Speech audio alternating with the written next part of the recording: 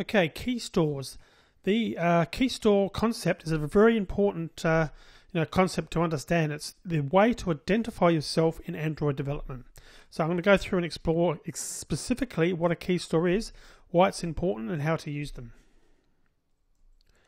So firstly, it's a digital binary file that contains a set of private keys. Now you'll want to safeguard this file in a safe and secure place, and I'll outline why shortly. So it's used, Android requires that all apps be digitally signed with a certificate before they can be used. Now that's done at the operating system level automatically. Now the certificate identifies the author of the app, and the app developer normally holds the certificate's private key. So that happens automatically when you deploy an APK file. We talked about an APK file in another video in this section, so refer to that if you haven't already watched it.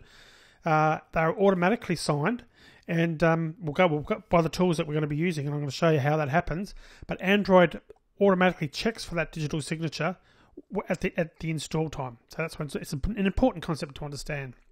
There's two versions here. There's an app can be signed in debug or release mode. Debug mode is used during development, and throughout this course, that's all we've done to date. We've used the debug mode.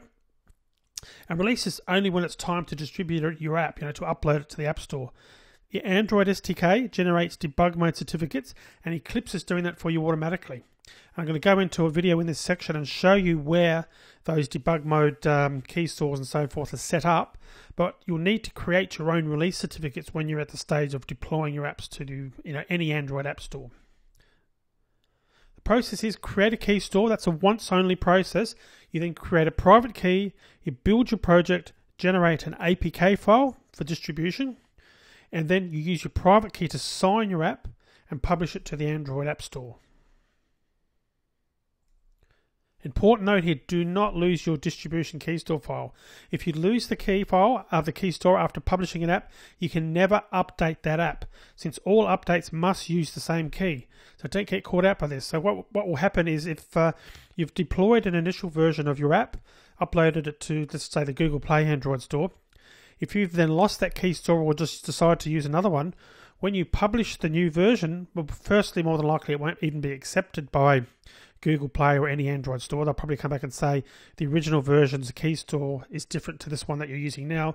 But even if it did get through, there's automatic security built into Android to check for updates. So if you're releasing an update, it would automatically look at the original version of the app and notice that the key store, the public key, which is part of this process automatically sort of done by Android, are different, and it would prevent the update going through. So the only way people could get updates would be to delete your current version and install the basic version from scratch again. So bottom line is, make sure you're creating a key store file literally once, and you're always using that same key store file, and you won't get caught out. And just another note, may or may not be an issue for you, but if someone else has your private key and key store, they can effectively use your identity when signing apps. So, essentially they can sign it on your behalf, and they can publish apps in your name, so to speak. Not necessarily a problem, and it is sometimes a common thing to give developers access, just something to be cautious of and to know ahead of time so you can make a decision about whether you want to do that or not. And again, generally you use one key store and many private keys, and private keys are actually stored in the key store as well. Anyway, go through and check out the following videos in this section for a how-to. We're going to go through the process of creating key stores. We're going to create a private key as well, and I'm going to also show you the APK file, the process where it is automatically done by Eclipse for debug applications, and also when we're releasing, the process we've got to go through to create the key store and so on and so forth when we're sort of releasing it to the Google Play Android store. So let's get into that.